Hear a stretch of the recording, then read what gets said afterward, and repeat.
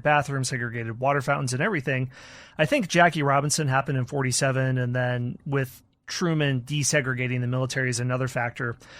What animates somebody like Strom Thurmond and the Dixiecrats? Do they fear that the entire system of segregation is going to crumble if they don't push back now? The answer is yes.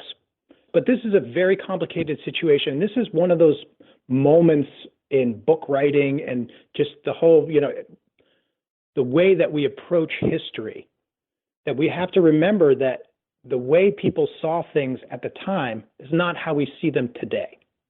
So I'm Right. very careful how I handle this in the book, because it would be unfair to go out and just say Strom Thurmond, he hated black people. Uh-huh. That's not the way it. But the language he used, the pro-segregation speeches by today's standards are kind of shocking. He's out there saying that we cannot have black people in our temples, in our homes, in our swimming pools. And when you think about it, you have to realize who this man was and where he came from. So, I spent a little bit of time in the book talking about the history of this family, because the whole history of segregation in a strange way can be illuminated through the story of the Thurmond family. His father was actually early politically active, wanted to be the governor of South Carolina, but he got in a bar fight and killed a man over a political disagreement. He was not charged with anything because it was self-defense, but it derailed his political aspirations.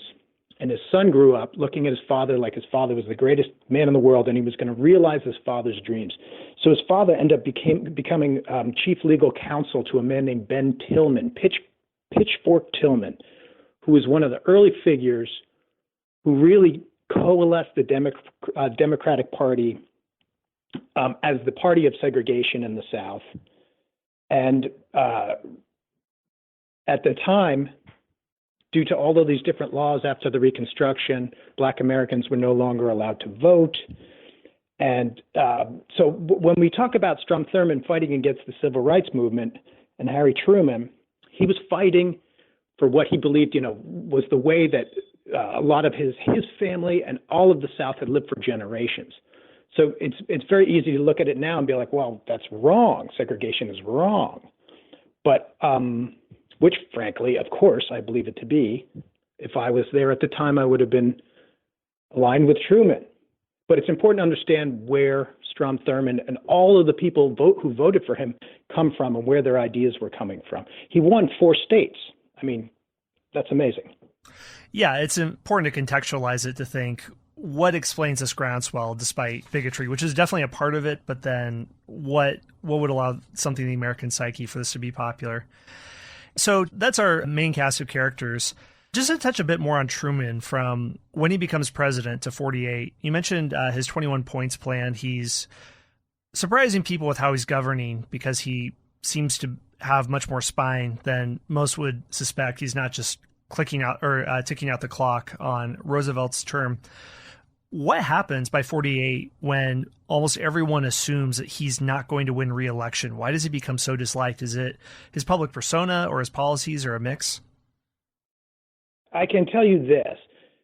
Everybody in America knew that the post-war years were going to be a struggle, but that didn't make it easier when it happened. So in my last book, The Accidental President, I spent a lot of time, and even before that, my book before that, The Arsenal of Democracy, talking about how during the war, the United States became this arsenal of democracy, joined business, government, and military into this one massive fighting force to create the tools and win the war.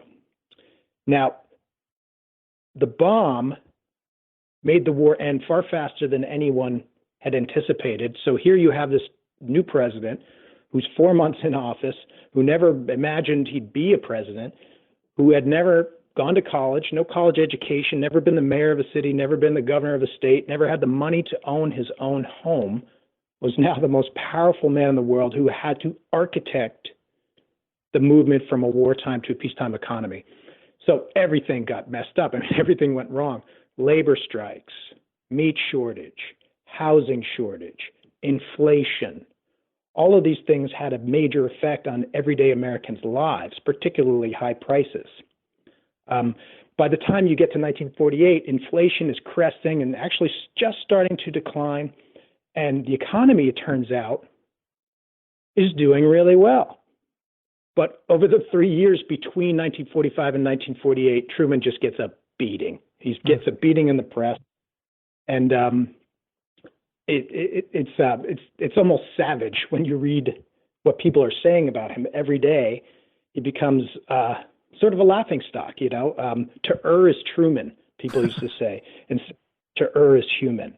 And there was all of these, quips like that would be in the paper and the radio all the time. If we're going to have a comedian in the White House, said W.C. Fields, let's at least have a good one. So by the time 48 comes, everybody just assumes he's washed up, and that sets the stage for this amazing election. Hey everyone, Scott here. We're going to take a very short break for a word from our sponsors. This is a little bit of a side, and this could be speculation, but since you study these things, hey, why not speculate? I wonder if it's harder to be a good peacetime president than a wartime president, because transitioning from a wartime economy to a peacetime economy, that's a struggle. The sense of unifying purpose that would unite everyone in a nation together in a war, now that's gone, and all the squabbles that consume daily lives are back. Do you think that there's any merit in that idea? I think that's actually very astute. What you just said is very clever and very true. And I'll give you an example. One of the things that really helped Truman, well, let me tell you this, let me put it this way. The Berlin blockade, on the very night in June 1948, the Republican National Convention, when Thomas Dewey is nominated as the Republican candidate, the Soviets blockade Berlin, and there's this absolute panic. So here you have all these people living in Berlin who have no access to food, water, coal. Anybody who wants to go in or out of Berlin has to travel through Soviet territory. And so Truman, it wasn't his doing, but he presided over the Berlin airlift, which captured the imagination of the world, saved tons of lives, and enabled us to confront and sort of defeat, if you will, this Soviet juggernaut that was terrifying people. And all of that was happening during the election. I think that really helped his standing, because people saw this man as a guy who was going to get things done, who was going to stand up to evil. And it really helped him. So you see how that answers your question? It wasn't really a wartime situation, but it was as close. And this is what made it so exciting, to write about, because it was, as the campaigns are unfolding, we're as close to World War III as you can imagine. And Truman is writing about this in his diary and in letters to Eleanor Roosevelt and talking about it openly. And that really helped his standing, that we were able to confront that situation and come out on top. Something you point out, now let's turn our focus to the 48 election, is you point out some of the similarities with what's shaping up to be in the 2020 election, where there's impeachment headlines, talk of Russian collusion with different political parties, president fighting with both Congress and the press. What does that look like in 48 when things are coming to the election? Well, thank you for asking that question, because that's the reason why I wrote the book. And very well timed, by the way, so good job. Well, thank you very much. But the degree to which the story is relevant to our political climate today is uncanny, to my mind. And I'll give you one example. I was researching the Dewey papers at the University of Rochester. And when you're doing this, you're sitting there by yourself for 8 hours, and it's expensive to be there. So you're working as fast as you can so you can see as much material as you can. And it's stressful. And in the middle of it, you're absolutely silent. You're not allowed to really talk. And you're going through all these papers, thousands and thousands of pages that aren't helping you. And then you find the one page that is, you take a picture of it, and so on. And at some point, I found this memo, this Republican National Committee memo, where this writer is talking about his fears that the Soviets are going to meddle in our election. I'll read you a quote from it right here. The Kremlin will sponsor political disturbances everywhere it can throughout the next 12 months. It will try to influence the result of the 1948 election by every means conceivable. And I was able to, through my research, drum up plenty of stuff that both the Republicans and Democrats in 1948 were sure this was going to happen. The Republicans thought that that Soviets were going to help the Democrats win, and the Republicans were sure that it was going to be the other way around. So they were, but that's just one example. And In one of my talks recently, I showed a picture of a Ku Klux Klan rally because racism is a big theme in my book. And then I showed a picture of Charlottesville. And the two pictures looked almost remarkably similar. Right-wing white voters carrying torches at night. And then, yes, impeachment headlines and fears of collusion with the Soviets and all these other things. To me, it's uncanny. Truman once wrote that the history of the world has moved in cycles, and very often we find ourselves in the midst of political circumstances which appear to be new, but which might have existed in almost identical form at various times during the past 6,000 years.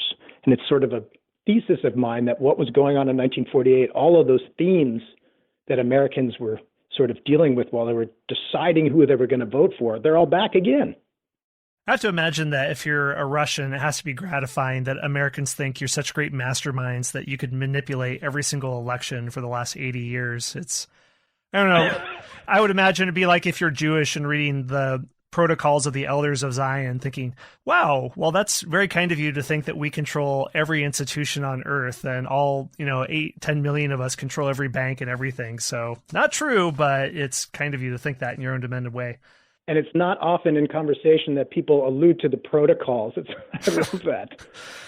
Yeah, I study Middle Eastern history. So, anyway, it's an interesting area. But I wonder when you notice those commonalities between this 1948, 2019, 2020, the period we're in now, do you think it's coincidence that there are factors here that are lining up, or there's some deeper structural happening that's causing some of these similarities to emerge? I think that all of these are deep-rooted situations in our political makeup as a national identity that come and go and come and go and come and go. Sometimes they're with us more than others. And I'll give you an example. Today, we still talk a lot about our relationship with Israel, right? We talk about where our embassy should be. We talk about how we are going to have good relationships with the Arab populations in the Middle East and still have a strong relationship with Israel. How are we going to balance that? How are we going to talk about having this relationship with Israel at the same time? Middle Eastern oil from, say, Saudi Arabia or whatever is very important to us. So how are we going to keep those people from selling us their oil at a decent price? And these are exact situations. This was happening. In fact, of course, Israel was founded in May 1948. So this was a situation that all the candidates were dealing, exactly the same situation. Should we recognize the new state of Israel? And if so, what should our relationship be? And some of the most fascinating, when I write this book and all my books, I try to write these scenes in a way using all the documentation I have so that the reader can hopefully feel like he or she is in the room and feeling what the characters are feeling, so to speak. And one of the things, to me, some of the best scenes in this new book are Truman sitting in the Oval Office and meeting with his cabinet, and Jews are emigrating to Palestine, and they've declared that they're going to create their own nation. And the Americans are trying to figure out in the White House, what are they going to do? And the Secretary of Defense, James Forrestal, the State Department, are adamant that we should not have a good relationship with the Jews, that we should not, I wouldn't say that we should not recognize the new state of Israel, because they thought we were going to have a war with the Soviets, and it was so important that we are able to have good relationship with these Arab populations who are selling us their oil. Without that oil, we're going to lose a war. And at the same time, they were insistent that the new Jewish state could never survive without military and financial support from the United States of America. And we weren't necessarily, able to do that if we had a war with the Soviets. So we're going to be protecting Israel at the same time. How are we going to do that? So it's just one example of how the situations we were dealing with in 48, it's almost identical. It's uncanny. When it comes to the election itself, you mentioned that nobody thought that Truman would be able to win re-election. Maybe his wife, almost nobody. He is completely expected to go down defeat, and that goes to the famous picture that's on your book of Truman holding up the newspaper that says Dewey Defeats Truman. When it comes to the actual election itself, what to expect when they're going in, and how does Truman win? Well, it's not an easy answer to the question. In fact,